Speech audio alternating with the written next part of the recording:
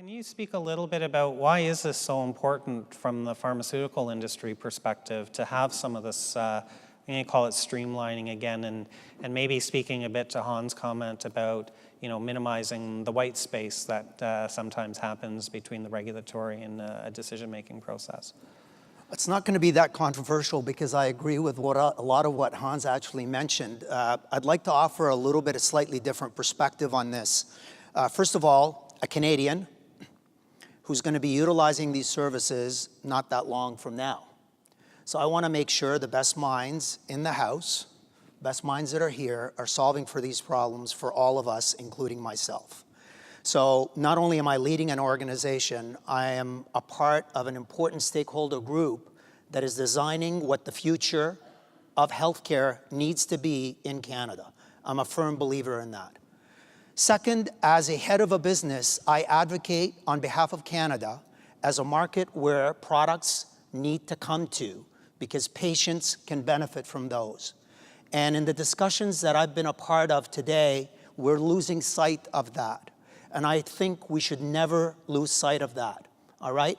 We should never allow Canada to be deprioritized based on inefficiencies that exist in the systems that we currently have.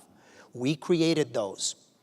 To the concept of white space, it was less than 10 years ago that white space was just a few months.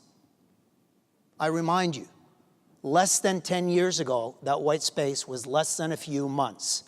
Today, from first launch anywhere in the world until 80% of Canadian patients in the public sector have access to the innovation is between 3 and 3.5 years.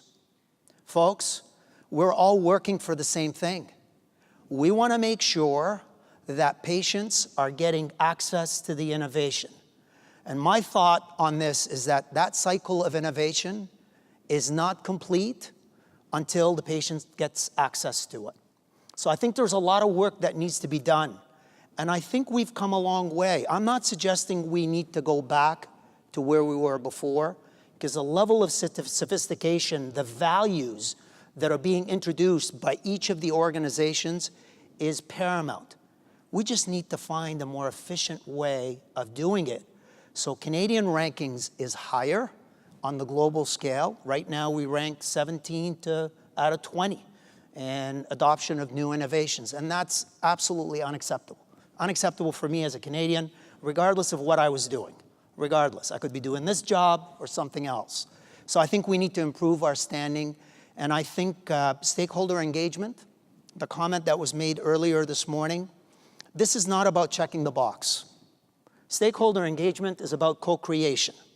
Co-creation means you're engaged on the ground level, developing the plans together in a trustworthy, open environment, both of us striving for exactly the same thing. Time is money. For the metastatic breast cancer patient that was here this morning as a part of her association, it was heart-wrenching for her to tell me that they're losing memberships faster than they could advocate. That's really sad. So time is money, and we need to bring those faster to market. So as an industry representative, I'm happy to roll up my sleeves and to be a part of this design or future design, future end state. It's critically important.